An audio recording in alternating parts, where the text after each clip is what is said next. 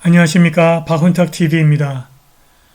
오늘 방송은 모든 것의 붕괴 Everything Collapse와 생존 방법에 관해서 알아보겠습니다. 미국 경제에서 파산이 급증하고 신용경색이 발생했습니다. 이로 인한 리세션이 글로벌 부채 3천조를 전부 붕괴시켜도 이로 인한 모든 것의 붕괴에서 살아남을 수 있습니다. 그런데 정치가 모든 것의 붕괴를 앞당길지도 모르겠습니다. 방송 전에 한 말씀 드리겠습니다.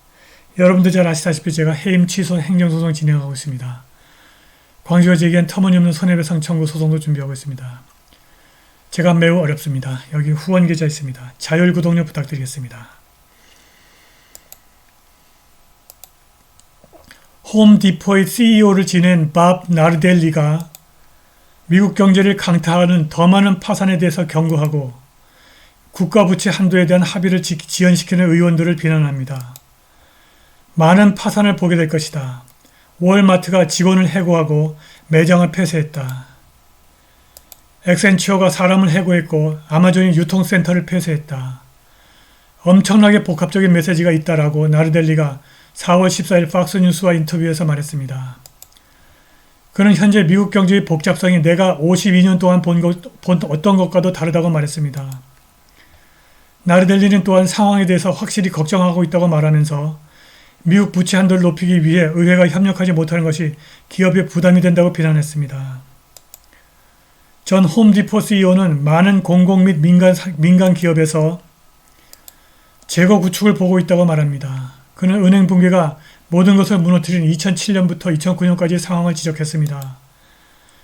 미국 전역의 파산 신청이 모든 주요 산업에서 3월에 3개월 연속 증가했습니다.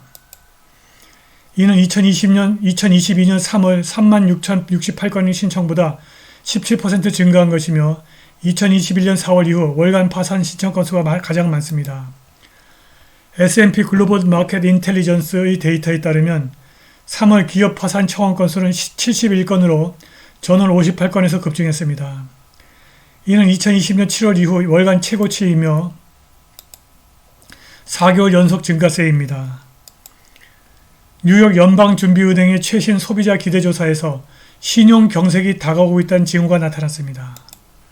4월 10일 보도자료는 3월 들어 1년 전보다 신용 취득이 어렵다고 응답한 가구의 비율이 상승하여 최고치를 기록했다고 밝혔습니다.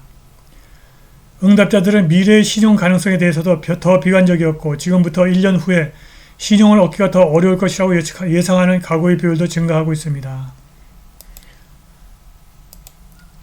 신용경색 외에도 직원 정리해고가 4배 증가했습니다. 전직 알선 회사 챌린저 그레이 크리스마스의 4월 보고에 따르면 2023년 1분기에 감원이 1년 전 같은 기간에 비해서 396% 증가했습니다. 이 기간 해고는 27만 416건으로 2020년 이후 가장 높은 1분기 수치입니다.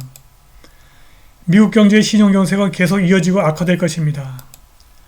새 연준 데이터에 따르면 통화 공급이 3개월 연속 줄어들었고 대공황 이후 가장 빠른 속도로 줄어들고 있기 때문입니다.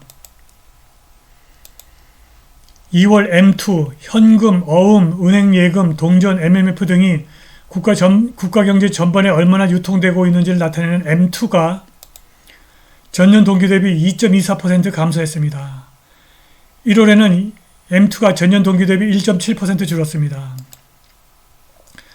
통화 공급이 3개월 연속 줄어들고 있는 것입니다. 1960년 이래 이렇게 통화 공급이 줄어든 사례가 없었습니다. 3월 현재 M2 통화 공급이 전년 3월 대비 3.13% 감소했습니다. 전 세계적으로 많은 경제권에서 M1 화폐 공급 증가가 둔화되거나 축소되고 있다고 보고하고 있습니다. 대부분의 경제학자들은 화폐 공급 증가율 폭락이 경기 침체를 예고하는 것이라고 경고하고 있습니다.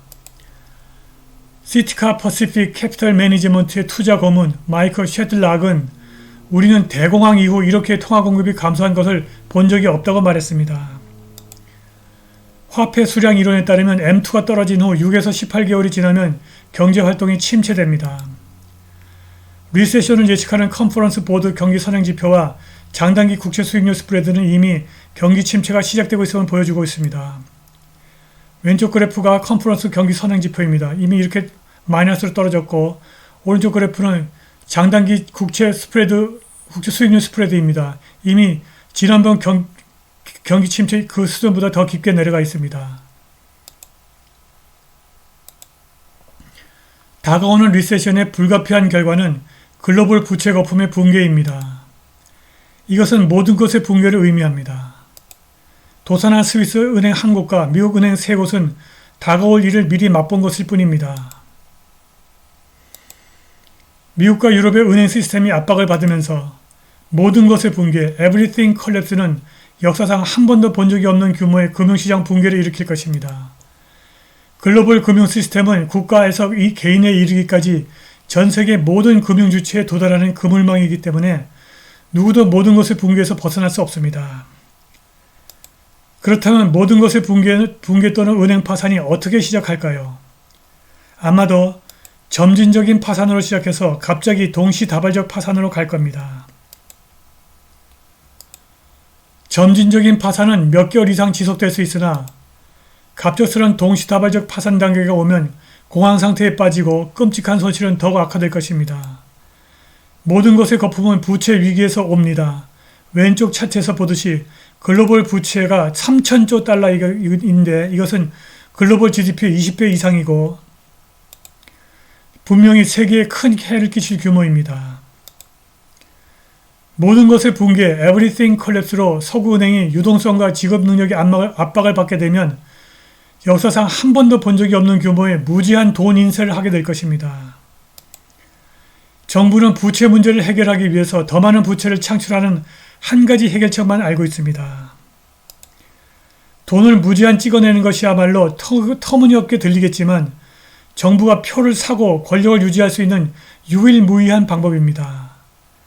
바로 여기에서 우리는 생존 방법을 찾을 수 있습니다. 정부가 찍어낸 피아트 머니는 결국 자산 시장으로 가서 자산 가격을 끌어올립니다.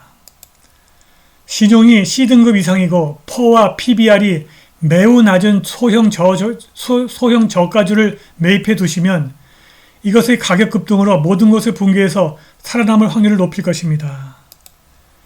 이미 이런 주식이 바닥에서 꿈틀거리고 있습니다.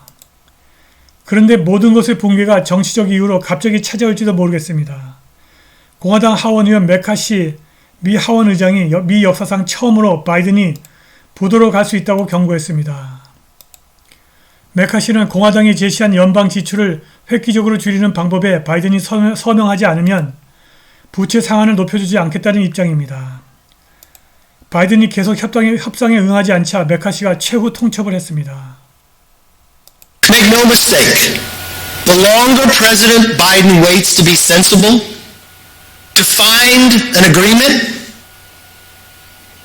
the more likely it becomes that this administration will bumble into the first default in our nation's history. Addressing the debt requires us to come together, find common ground, and reduce spending. Let me be clear, defaulting on our debt is not an option. But neither is a future of higher taxes, higher interest rates, more dependency on China, an economy that doesn't work for working. 네, 오늘 방송은 여기까지입니다. 감사합니다.